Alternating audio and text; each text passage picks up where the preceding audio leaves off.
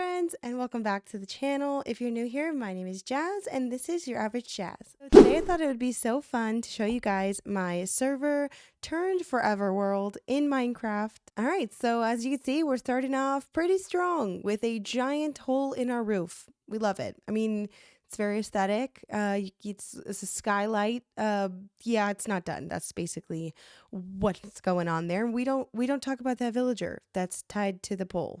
I don't know how he got there, but he's fine.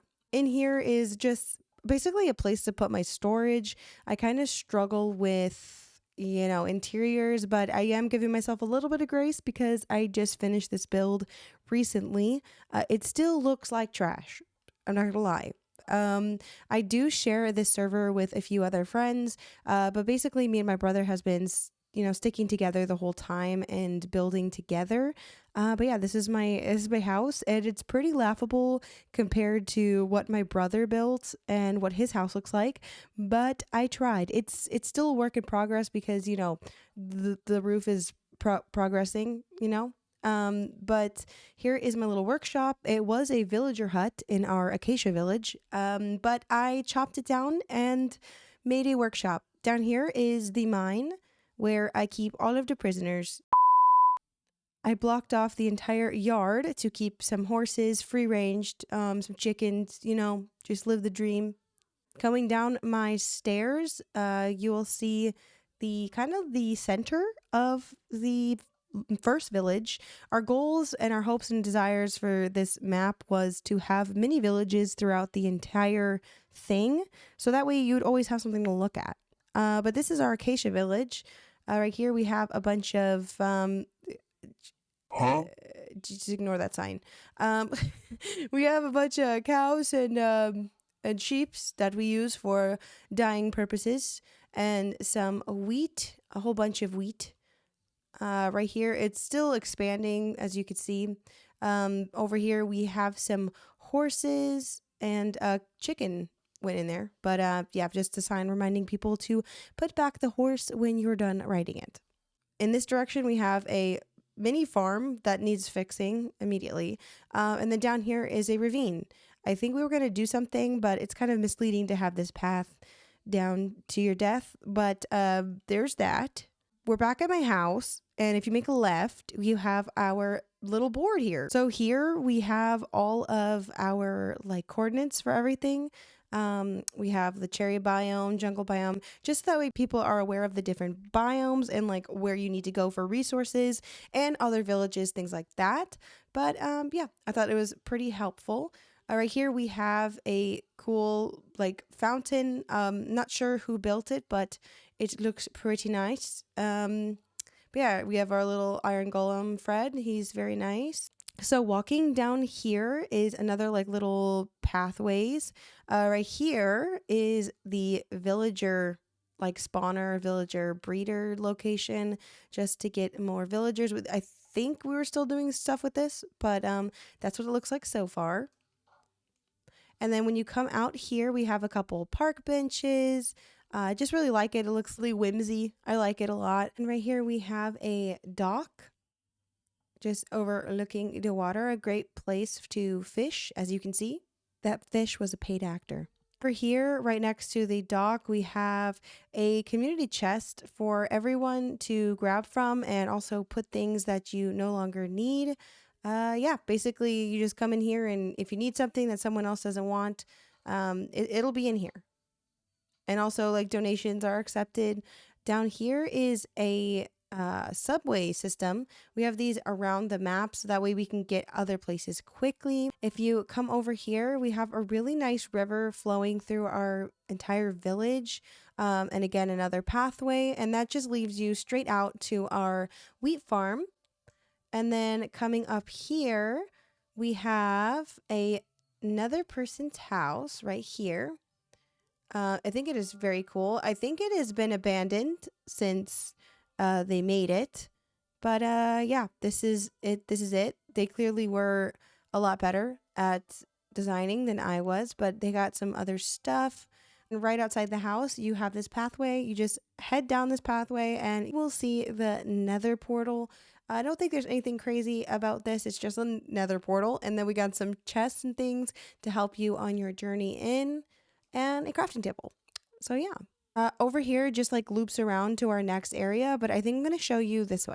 Now we can head upstairs and yeah, you're about to see what I mean by my brother is 100% a better builder than I am. Like seriously, it'll take me 45 minutes to build the smallest thing, and then I'll turn around and he has an entire area built. I'm like, I don't even know how he does it. If you remember what my house looked like versus like all of his builds, this right here is a tavern. It's called the Dragon's Lodge and Drink, and I just think this is a really cool build. He kept with the Acacia biome theme that we had going on as far as the color palettes go. You go inside and look how cool this looks. It just has all these little seating areas and booths to eat. And then over here is a bar. And then if you head up the stairs, is probably my favorite part, because up here you have just like an old timey tavern feeling. Like you get to look down and see the restaurant and people eating, and it just wraps around the whole thing. And then out this way is a nice little balcony. It gives you a good view of the area. And then up here is our inn. We have room numbers on the door. Like all these details are just so good. Like it's so good. Each room is a bed and a chest, a furnace, and a crafting table. Just a humble room to get you through the night and provide shelter from the mobs. Speaking of which, it is nighttime, so we will sleep. Okay, freshly rested for the day. Let's head out and I will show you the rest of this little area. Down here, right next to the inn, we have his actual house. Like that was just the inn. This is Dragon's house. He has a nice wheat field around his property, and I just love the use of pillars here. Like he uses things that I normally wouldn't think to use. Like, I mean, pillars wrapping around the port. Come on. Come on, that looks really good. And here's the inside. He's not done furnishing it yet, but it has all the essentials. So right here is something someone else made. It is a service of some kind. I really like the rugs that they made. They have redstone torches and all that stuff and pistons, and this looks really cool. They have their pricing up here, so we have like a little currency going on. Now right up here is leading up to one of my builds. I really wanted a watchtower that just overlooks pretty much the whole area. You can't really see the entire area. It's much better on Xbox because the render distance is higher than my Switch, but it's still pretty good. So this is what it looks like on the top. Again, it's a little bit better on Xbox, but it's still very nice. I really like this build. I don't really want to look this way because I don't want to spoil anything. But yeah, just giving you a overview of what my watchtower looks like. I'm pretty proud of it. I really like how it turned out, and I like the colors that I went with. I think it kind of ties everything together as far as the build goes. I don't think I was completed with it by the time they were done building everything. Over here you see a little split in the road. If you go right, you will go on this path and it'll eventually wrap around where the Nether portal was. Here we have a little construction site going on.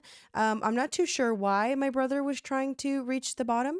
Could be for materials, but that's what he was going for, was reaching the bottom.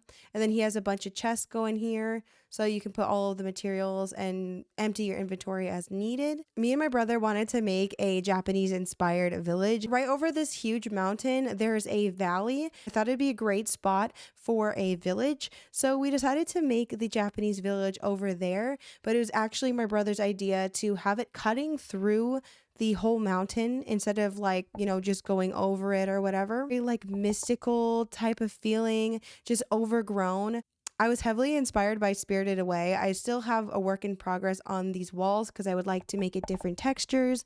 I still have things I would like to do in here. When I said I was inspired by Spirited Away, I was thinking of the tunnel in the beginning of the movie that they go through, and that's what I kind of wanted it to look like. So I built this tunnel over here. kind of overgrown too much. I'm gonna cut these down. Okay, going through this tunnel and you reach our Japanese village. Here I wanted to make like a cute little torii gate. We named it Hitatsu Village. I believe we named it Hitatsu Village because it was Hidden Dragon Village. Its copper bar has not oxidized yet, so that's why it doesn't have that cool like green jade color. This was supposed to be my dragon, but he came out looking like MUSHU. I'm not entirely mad at it, but every time I see it, I just think of I am the powerful, the pleasurable, the indestructible MUSHU. yeah, I'm not complaining because that's literally my favorite Disney princess. So down here we got a little storage room going on. We have a whole bunch of furnaces and crafting tables. We probably don't need that much crafting tables, but it's here. And then if you go down here, I was building a enchanting table area with more bookshelves, possibly even more chests. Over here, my brother wanted to make a cool bamboo forest. He has a little pond running through the bottom. I think that looks very nice. Over here, we have random spruce trees. Do not judge the spruce tree placement. Those were just there because I was too lazy to run back to the tree farm and I needed it for my build. I'm almost done with this little tea shop. I have to finish the roof. But yeah, this is my tea shop. I think it looks really cool. My plans and my wishes for this area was to have a whole bunch of like little shops and things overlooking the ravine. We had talked about possibly building in the ravine, but it did not make it out of the group chat. But yeah, you come into the little tea shop and this is what it looks like. This right here is the dojo. He named it the Dojo of the Hidden Dragon, and I thought that was pretty cool. If you go in here, it's giving Kung Fu Panda vibes, and I'm here for it. Got little levers here, and then punching bags. And then over here, you got little things to punch over here. I thought that was cool. And then up the stairs, we have this room. Look at the details of the windows. I thought this was pretty awesome. Right here, this really triggered me, honestly. After building my MUSHU dragon, because you know that was all my little heart and hands could muster to build, I look over and this is what he built. He built a dragon statue. And it was literally the dragon statue of my dreams, and it's what I wanted my dragon statue to be. And this is what it looks like. It looks really great at nighttime as well. But yeah, you wrap around the dragon statue. We're making this like a dragon shrine, but in here, this cave system was super cool. So we were going to use this cave system as like monk housing. So we were going to have a bunch of monks here that live here, like monk villagers or whatever. And yeah, they were here to take care of the shrine. So I thought that was really cool. I'm super excited to see it happen. So coming up on one of my builds, we have a big waterfall headed down the mountainside. We have this bridge. I'm going to eventually clean this waterfall up because I think it could look better. But if we head up these very large stairs, we will be met with the entrance of my hot springs. Here is my hot spring area. I thought this came out really nice. I was actually very proud of it. We got our steamy hot springs water. And yeah, I really like this. You head out this door. It's not really an area you're supposed to go in. It's just like a little bamboo farm. But just in case you need bamboo, we'll never run out. Okay, so we have another really cool build. There wasn't a proper pathway up here. It's just next to the waterfall. We're going to make a pathway eventually. But here we go. We have like this cool little temple shrine situation. I really love the patterns on the floor. I thought this came out really good. And then the archways of the door, I think it's very on theme with all the rest of the builds. So remember the community chest, right next to it we had a little pathway. Well, if you follow the pathway, it will lead us to the other side where other members of the server have been building. And we're met with this little bridge along with a outpost, kind of just a resting area. Right here we have a house, I believe it is. They've captured a lot of happy guys over here. They have a huge flower field, which is very cool. They might possibly have every single flower in the game. They also have a big wheat field and cocoa beans. Then we have a house. And inside the house, we have some chests. and a little copper golem. Okay, so here is going to be the entrance to the next town. This is the dark oak biome. It's supposed to be like a medieval vibes, and I really like it a lot. Here's the little tunnel. And then as soon as you go in, you can see there's a lot of things that have been built over here. We have a extra large wheat field and potato field. Continuing up the path, we have a storage area. Again, everything is labeled and so organized. I do believe they had 3 or 4 people working on this biome area. But yeah, I think it came out super great. Here's another house. And over here is a church. You come inside and then there's a little pews. And then over here we have another house.